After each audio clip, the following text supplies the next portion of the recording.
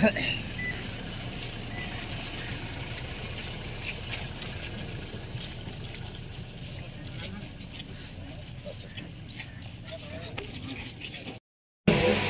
ఏంటంటే main zoning లేదు sir, దీనికి వాల్స్ సిస్టమ్ లేదు సార్. దీనికి ఎటువైపు అయితే ఆపరేట్ చేసుకోవాలో అటు పైప్ లైన్కి వాల్స్ ఆపరేట్ చేసుకునేలాగా గ్రిడ్లో అయితే బ్యాలెన్స్ 300 మీటర్లకు మన పైప్ లైన్ కావాల్సి ఉంది సార్. ఇంకా అది ప్లస్ ఈ వాల్స్ గ్రిడ్లో పెట్టడం జరిగింది సార్. మేము అది కాకుండా కొత్త కాలనీకి కూడా ఇంప్రూవ్ చేయడానికి అందులోనే పెట్టడం జరిగింది సార్. తర్వాత ఎడిషనల్ ట్యాంక్ అయితే మన క్యాల్కులేషన్ ప్రకారం రావట్లేదు సార్. ఉన్న ట్యాంక్ని ఇంప్రూవ్ చేసుకుంటూ మన వాటర్ గ్రిడ్లో అడిషనల్గా సోర్స్ అయితే పెంచుతాం సార్ మనం. తర్వాత చెరువు ఏంటంటే చెరువుకి రా వాటర్ మెయిన్ కాలువ నుంచి అడిగారు సార్ ఇంతకుముందు కూడా, అది 18 లక్షలు అవుతుంది సార్. అది ఏంటంటే అది మన వాటర్ గ్రిడ్లో కవర్ అవ్వదు సార్. వేరేగా ప్రపోజల్ మీరు పంపించారు సార్ తమరు, మైక్రో ఫిల్టర్తో పాటు అది కూడా పెడదామని మీరు తమరు పంపించారు సార్ విడిగా. ఆ 18 లక్షలు వస్తే అది రా వాటర్ పైప్ లైన్ వేసి చెరువు నింపుకోవడానికి మనకి అవకాశం ఉంటుంది సార్.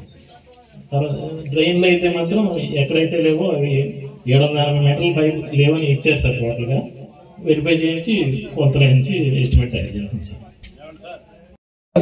చూడమని చెప్తా ఉన్నా అధికారులకి, ఈ రోజు నిర్ణయం చేస్తా ఉన్నా దారిలో ఎస్సీ పరిధిలో ఉంటుందని నడిచెళ్తా ఉన్నారని సర్వాలు కమ్యూనిటీ మీద నడిచెళ్తా ఉన్న బాధ కలుగుతోంది. అనేక సార్లు చెప్పాం. ఇవాళ ఇరిగేషన్ ఫార్మ్ ఒక ఉంది 5 ఎకరాల దాకా అని చెప్పి తహసీల్దార్ గారు చెప్తా ఉన్నారు. అక్కడే డివైజ్ చేద్దాం, సర్వే చేయండి, ఇమీడియట్ గా సర్వే చేసి దాన్ని ఎడగొడదాం, హోల్సేల్ ఎడగొడదాం.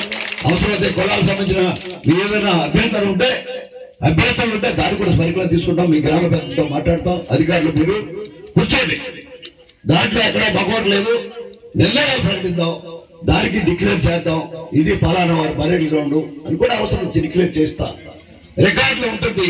దానివల్ల మీకు కూడా ఇబ్బంది ఉండదు. సమస్య పరిష్కారం కోసం ప్రయత్నం చేయండి తప్ప సమస్యని నెగ్లెక్ట్ చేయడానికి ప్రయత్నం చేయద్దు. త్రాగుడు సమస్య పోతురాజు గారు షార్టేజ్ అన్నారు, అధికారుల నివేదికలో షార్టేజ్ లేదు. మోటార్లు వేస్తున్నారు, మరి ఏం చేస్తారు? నీరు అందట్లేదు చివరికి. అది సెక్రటరీ ఎక్కడ వచ్చారు, ఎన్నుకున్నారు, సేవ చేయాలి. అధికారులు అందరూ వస్తే సమస్యల పరిష్కారానికి మీకు సహకరిస్తారు. మీ గ్రామంలో ఉండే సమస్యలను కొన్నైనా తీరుతాయి, అన్ని తీర్చలేము, డబ్బులు అయినా కూడా కొన్ని తీర్చడానికి ప్రయత్నం చేస్తా ఉన్నాం. డబ్బులు పనిచేస్తున్నాం మనం. నెల వచ్చినట్టు పెన్షన్ 4,000, 3,000 నుంచి 4,000, 3,000 నుంచి 6,000 పాట.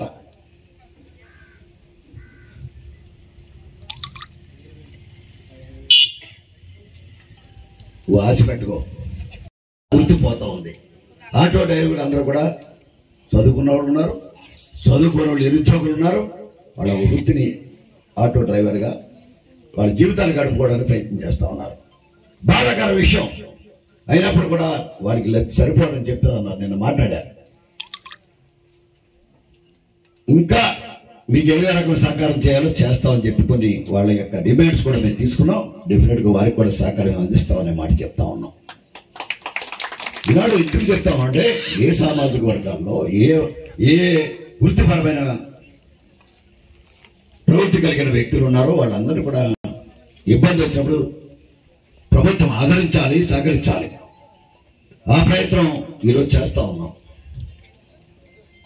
కారణం ఏంటంటే ఈనాడు మనం చేస్తున్న కార్యక్రమాల్లో ప్రధానంగా చెప్పారు, ఇంకా చాలా రోడ్లు ఉన్నాయని, అక్కడక్కడ రోడ్లు ఉన్నాయని, ఇందిరమ్మ కాలనీలోనూ జగనన్న కాలనీ సంబంధించిన రోడ్లు ఉన్నాయని మాట చెప్పారు. డెఫినెట్ గా దాన్ని కొద్దిగా సర్వే చేయండి, ఎక్కడెక్కడ ఇప్పుడు ఇవ్వగలమో చూద్దాం. సాధ్యమైనంత వరకు జగనన్న కాలనీ ఒక రోడ్ అని ఉందా,